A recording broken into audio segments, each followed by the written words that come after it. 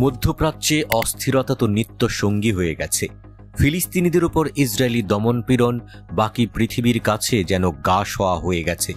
ইরানি ভূখণ্ডের ভেতরে দেশটির মিত্র সংগঠন হামাসের নেতা ইসমাইল হানিয়াকে হত্যা করা হলো। প্রতিক্রিয়া না দেখিয়ে ইরান কি তা মেনে নিল? ইরানের কি মেনে নেয়ার কথা?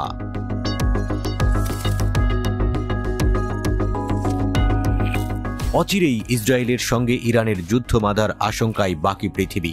এরই মধ্যে পরবর্তী প্রজন্মের অস্ত্র নির্মাণ এগিয়ে নিচ্ছে ইরান। দেশটির নতুন নিয়োগ পাওয়া প্রতিরক্ষামন্ত্রী ব্রিগেডিয়ার জেনারেল আজির নাসিরজাদে সমরাস্ত্র নিয়ে নতুন মহাপরিকল্পনা সামনে এনেছেন। গত 24 আগস্ট ইরানের এই সাবেক বিমান বাহিনীর প্রধান জানিয়েছেন 4টি অস্ত্র সম্ভারে নতুনত্ব আনার উদ্যোগ নেওয়া হয়েছে।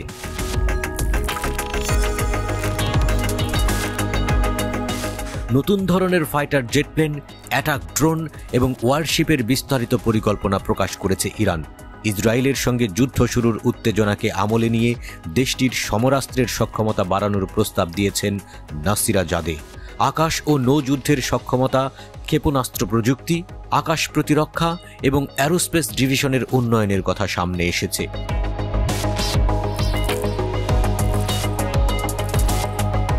বিমান বাহিনীকে উন্নত করার উপায় হিসেবে প্রতিরক্ষামন্ত্রী নাসিরজাদে জাম্প জেটের ডিজাইনিং এবং উৎপাদন বাড়িয়েছেন। এই জেট প্লেনগুলো খাড়াভাবে আকাশে উড়ে যেতে এবং নেমে আসতে সক্ষম। ইরানের ড্রোন স্কোয়াড জুড়ে কৃত্রিম বুদ্ধিমত্তা প্রযুক্তির উন্নতিরও প্রস্তাব করেছেন। এতে ওই স্কোয়াড ঝাঁকে ঝাঁকে ফ্লাইট অপারেশনে সক্ষম হয়ে উঠবে।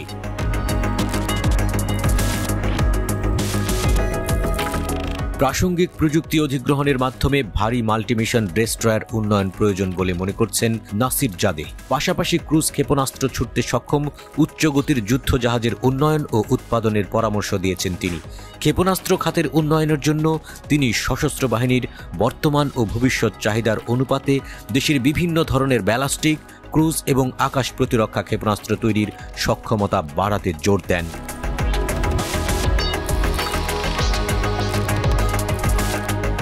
ইরানের মহাকাশ প্রযুক্তির আরও উন্নতির পক্ষে মত দিয়েছেন ইরানি প্রতিরক্ষামন্ত্রী। প্রযুক্তির বিকাশ ও এর স্যাটেলাইট উৎক্ষেপণের ক্ষমতা এবং ভবিষ্যতে 20টিরও বেশি স্যাটেলাইট কক্ষপথে স্থাপনের পরিকল্পনা আছে তার। পশ্চিমা নিষেধাজ্ঞার মধ্যেও দেশের সশস্ত্র বাহিনীর স্বয়ংসম্পূর্ণতা বৃদ্ধিতে উল্লেখযোগ্য অগ্রগতি করার জন্য দেশীয় প্রচেষ্টা এবং জ্ঞানের উপর তিনি নির্ভর করতে চান।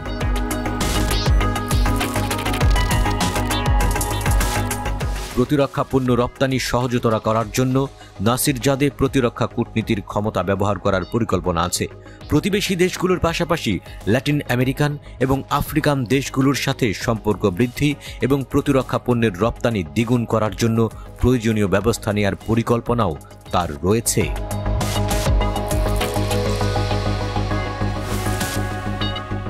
ইরানের সর্বোচ্চ নেতা আয়াতুল্লাহ আলী খামেনির নির্দেশনা অনুযায়ী ইরান বারবার জোর দিয়ে বলেছে যে দেশটি তার সামরিক সক্ষমতা জোরদার করতে দ্বিধা করবে না, যা স্বয়ংসম্পূর্ণরূপে প্রতিরক্ষার উদ্দেশ্যে। আর তাই বিষয়টি কখনোই অন্য কোনো পক্ষের সাথে আলোচনার বিষয় হবে না।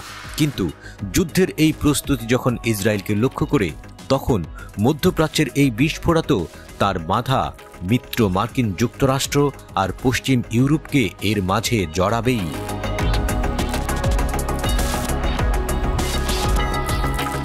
এর মধ্যেই যুক্তরাষ্ট্র ইসরায়েলের আহ্বানে সাড়া দিয়ে ভূমধ্যসাগরে ইসরায়েল ঘেঁষে রণসজ্জা প্রদর্শন করছে।